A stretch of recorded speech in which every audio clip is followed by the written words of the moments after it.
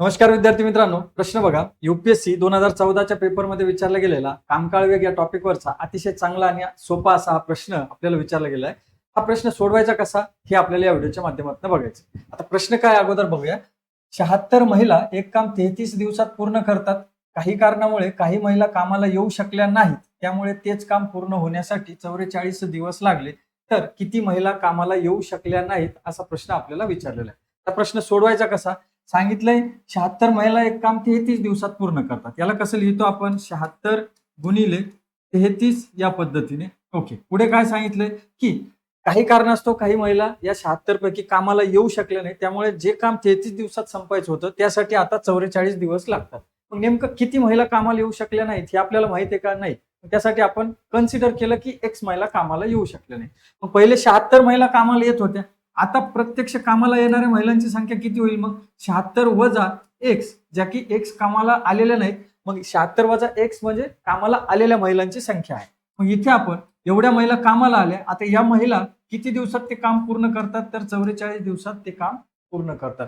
आता हे समीकरण सोडवलं तर आपल्याला एक्स ची किंमत मिळते, म्हणजेच कामाला न येऊ शकणाऱ्या महिलांची संख्या आपल्याला आपोआप मिळणार आहे. मग हे सोडवलं तर कसं सोडवणार? तर इथं 11 ने भाग जाईल. 11 त्रिक 33. इथे 44 ला 11 नेच भाग जाईल. 11 चौक 44. 4 ने भाग द्या 76 ला. 19 चौक 76. इथे किती उरले? 19 गुणिले 3 बरोबर किती होईल? तर 57 बरोबर. समोर काय आहे? 76 वजा एक्स. ओके, इकडे एक्स मायनस आहे, या बाजूला पाठवले की ते प्लस होतील, म्हणजे इकडे एक्स झाले प्लस मध्ये आणि हे 57 इकडे प्लस आहे, तिकडे जाऊन काय होतील? मायनस. मग 76 वजा 57 जर केलं तर आपल्याला एक्स ची व्हॅल्यू म्हणजेच त्या महिलांची, म्हणजे ज्या कामाला येऊ शकल्या नाही त्या महिलांची संख्या मिळेल.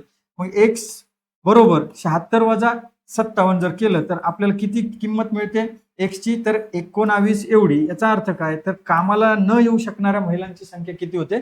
तर 19 एवढी होती. म्हणजे पर्याय क्रमांक 3 हे या प्रश्नाचं राईट आन्सर आहे. या पद्धतीने तुम्हाला हा प्रश्न सोडवता येतो विद्यार्थी मित्रांनो, हे स्पष्टीकरण जर तुम्हाला समजलं असेल तर तुम्हाला सरावासाठी हा प्रश्न देतोय. या प्रश्नाचं उत्तर मला कमेंट करून सांगा.